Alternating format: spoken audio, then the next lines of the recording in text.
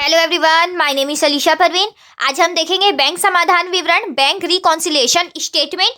जैसे कि हमने पहले वीडियो में देखा था कि पासबुक और हमारे रोकड़ बही में जब अंतर दिखता है तो हम बैंक समाधान विवरण बनाते हैं। तो आज उसका हम आगे देखते हैं। तो आगे हमारा है ऐसे व्यवहार जिन्हें पासबुक में लिखा गया है किंतु रोकड़ बही में नहीं लिखा गया। हम कुछ ऐसी व्यवहार है जिसे हम पासबुक में तो लिख दिए लेकिन रोकड़ बही में नहीं लिखे हैं, तो उसके कारण से भी हमारे रोकड़ बही और पासबुक में अंतर दिखता है। तो उसको हम देखेंगे।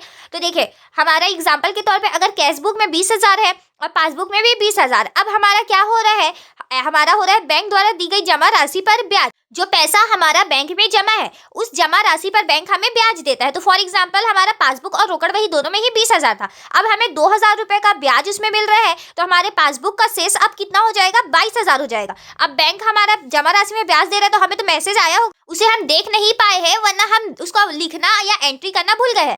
तो उस कंडीशन में हमारे पासबुक में और कैश बुक में दोनों में अमाउंट का अंतर दिखेगा। वैसे ही हमारा नेक्स्ट पॉइंट है बैंक द्वारा लगाया गया अधिविकर्ष पर ब्याज या बैंक व्यय या तथा कमीशन। तो हम जैसे कि अधिविकर्ष पर ब्याज जानते हैं कि अधिविकर्ष वो होता है जब हमारी जमा राशि से अधिक राशि बैंक से हमें पैसा निकालने की अनुमति मिलती है तो उसे अधिविकर्ष कहते हैं। ये एक तरीके का हमारे लिए दायित्व होता है।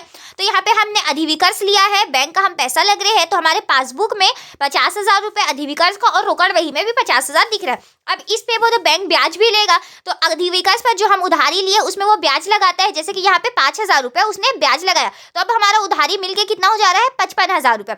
इस पे ब्याज लगाया, हमें मैसेज वगैरह आया लेकिन हम उसे देख नहीं पाए हैं। तो उस कंडीशन में हमारे कैश बुक में 50,000 ही अभी तक दायित्व का दिखेगा और पासबुक में हमारा 55,000 दिख रहा है। तो इस कंडीशन में भी हमारे कैश बुक और पासबुक के अमाउंट में अंतर दिखेगा। तो चलिए इसी के साथ नेक्स्ट पॉइंट देखते हैं। नेक्स्ट पॉइंट हमारा है बैंक द्वारा वसूली गई प्रतिभूतियों की ब्याज राशि या लाभांश आदि। जैसे कि हम कहीं पे शेयर वगैरह खरीदते हैं तो उसमें से हमें जो लाभांश मिलता है वो हमारे बैंक में ही जाके जमा हो जाता है। तो यहाँ पे फॉर एग्जाम्पल हम मानते हैं हमारे कैश बुक में 30,000 और पासबुक में भी 30,000 था। अब हमारे बैंक में डायरेक्ट लाभांश का पैसा आके जुड़ जा रहा है, वो कि 3,000 रुपये था। तो हमारा पासबुक में अमाउंट अब कितना दिख रहा होगा, 33,000 रुपये। हमें मैसेज वगैरह आया, हम उसे देख नहीं पाए या उसे हम देख के एंट्री करना भूल गए, तो उस कंडीशन में हमारे पासबुक में बढ़ा हुआ दिखेगा पैसा और रोकड़ बही में जितना है उतना ही दिखेगा। तो हमारा इसमें भी अमाउंट का अंतर दिखता है।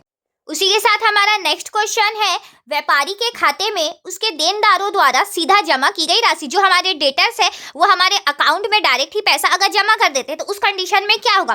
तो जैसे कि यहाँ पे हमारे एग्जांपल के तौर पे कैश बुक में हमारा 60,000 और पासबुक में भी हमारा 60,000 है, वो हमारे अकाउंट में 2,000 डायरेक्ट जमा कर रहे हैं। तो हमारे पासबुक में ये बढ़ के 62,000 62,000 दिखेगा, लेकिन हमें मैसेज आया, हम देख नहीं पाए हैं। तो उस कंडीशन में क्या हो जाएगा, हमारे रोकड़ बही में जितना है उतना ही दिखेगा और हमारे पासबुक में बढ़ा हुआ दिखेगा। तो इस कंडीशन में भी अमाउंट का अंतर। अब हमारा नेक्स्ट पॉइंट है बैंक द्वारा व्यापारी के लिए किए गए सीधे भुगतान।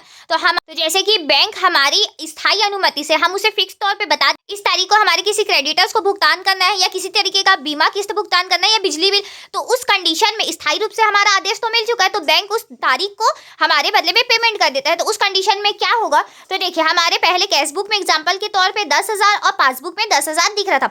अब हमारे स्थायी आदेश के अनुसार बैंक हमारे बदले में भुगतान कर रहा है, तो जैसे कि 2,000 रुपये का वो भुगतान कर रहा है, तो हमारा अब पासबुक में पैसा तो 8,000 रुपये दिखेगा, कम हो जाएगा, हमारे बदले में भुगतान हो रहा है। तो अब हमें इसकी सूचना नहीं पता है, तो हमारा क्या होगा, कैश बुक में 10,000 और पासबुक में 8,000 दिख रहा है। तो इस कंडीशन में भी हमारा अमाउंट का अंतर दिखता है।